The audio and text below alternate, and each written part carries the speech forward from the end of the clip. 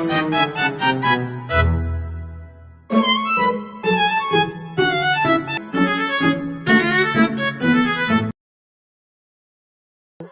ako si Chloe Marneri.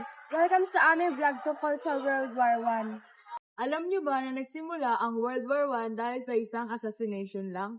Oo, isang pangyayari lang na nag-udyok ng malaking digmaan. Isa sa mga dahilan ng World War I ay ang militarismo. Lahat ng bansa ay gusto ng malakas na hukbo at mga makabagong arma.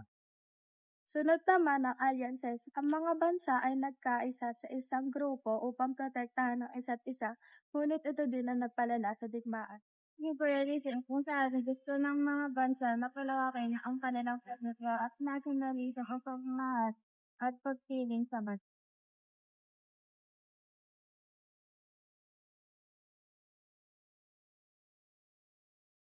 Isa sa pinakakilalang labanan ay ang Battle of the Somme, kung saan milyon-milyong sundalo ang nasawi. Meron ding Battle of Verdun na tumagal ng halos isang taon. Dito makikita ang brutalidad ng trench warfare. Ang digmaang ito ay nagpakilala rin ng mga makabagong teknolohiya tulad ng tangkay, machine gun at mga toxic gases.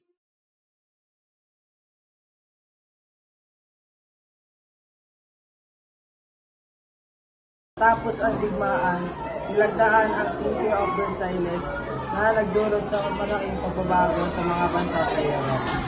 Nawala ang ilang imperyo tulad ng Austro-Hungarian Empire at Ottoman Empire at Imperyong Russia. Maraming political at pagbabago ang nangyari. Hindi lang politika, pati ekonomiya at lipunan ang naapektuhan. Mas maraming kababayan ang nagtrabaho sa industriya at bumago ang buhay ng mga tao. Marami ring nasawi sa digmaan. Halos 8.5 ang namatay at 22 milyon naman ang nasugatan. Hindi lang sa digmaan nagkaroon ng kamatayan, pati na rin sa mga nasasakupan nila. 18 milyon ang namatay sa gutom noong World War I.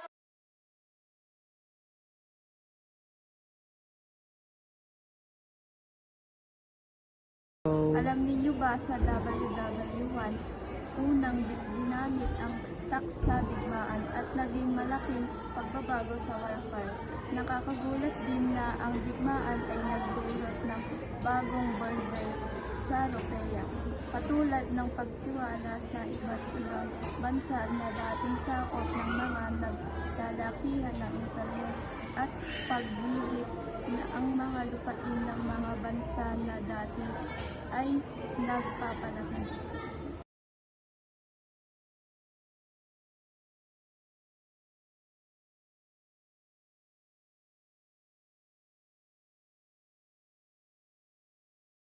Paano kaya ang mundo ngayon kung hindi kailanman nangyari ang World War I?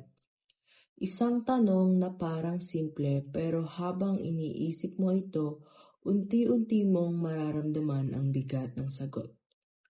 Kung walang World War I, baka iba ang itsura ng mundo. Baka hanggang ngayon buhay pa ang malalaking imperyo. Baka hindi nagbago ang mga hangganan ng mga bansa. Baka hindi nagkawatak-watak ang mga pamilya.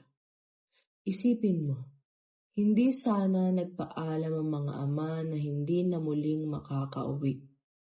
Hindi sana naghintay ang mga ina na walang kasiguraduhan. Hindi sana lumaki ang mga bata na walang yakap ng magulang.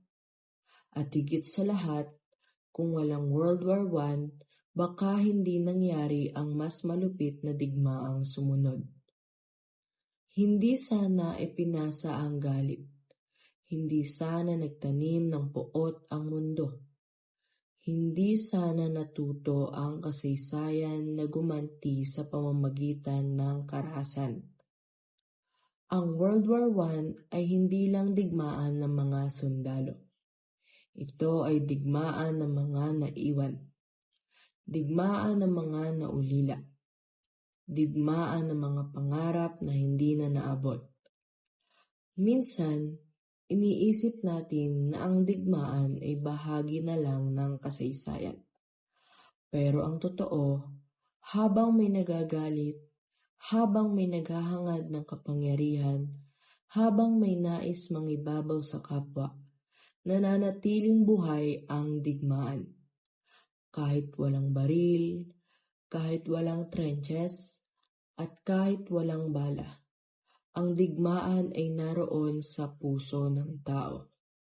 Kaya kung tinatanong natin, paano kung hindi nangyari ang World War I? Ang mas mahalagang tanong ay, paano natin pipigilan na maulit ito? Dahil ang kasaysayan ay hindi lang paalala. Ito ay babala na kapag pinili natin ang galit, may kapalit. Kapag pinili natin ang karahasan, may nawawala. Kapag pinili natin ang kapangyarihan kaysa pag-unawa, may nasisira.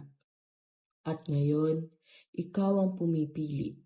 Ikaw ang nasa panahong may kakayahang matuto. May kakayahang magbago. May kakayahang pigilan ang kasaysayan na ulit-ulitin ang sarili nito. Digmaan man ang nakaraan, kapayapaan ang dapat na hinaharap. Hindi bala ang solusyon, hindi baril ang sagot, hindi galit ang lunas, kundi tao. Ang kakayahang umunawa, ang lakas ng pakikinig, ang tapang na piliin ang payapa, dahil sa huli, hindi kasaysayan ang gagalaw sa mundo, kundi tao. Sa kabuuan, binago ng World War I ang ating mundo, politically, socially, at economically. Maraming aral ang matututunan natin sa kasaysayan na ito. Sana nagustuhan niyo ang aming vlog.